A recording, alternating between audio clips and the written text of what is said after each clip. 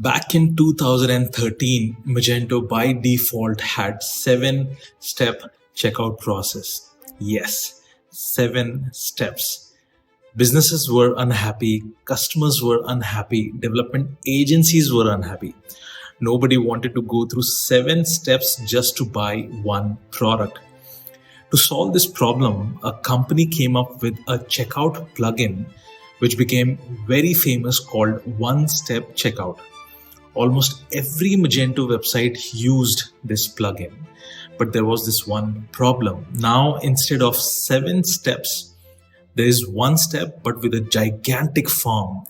It was indeed better than 7 steps, but caused fatigue as soon as someone saw this massive form on the checkout page.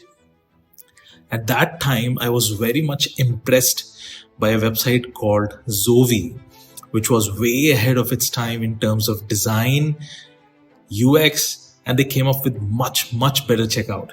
And I, as a curious techie, wanted to build something similar for Magento.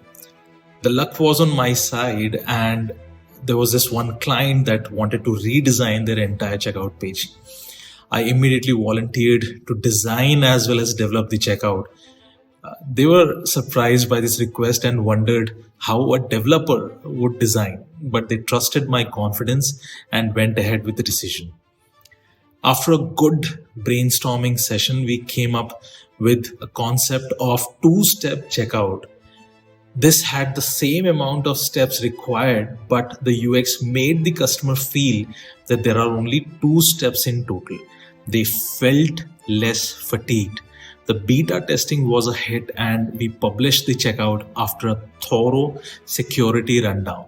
The conversions went through the roof, and they used the same checkout for 5 more years. This client was Craftsvilla.com. I believe any problem can be solved by 2 ways. First, strategy, and second, engineering. And when you combine these two, something amazing is born.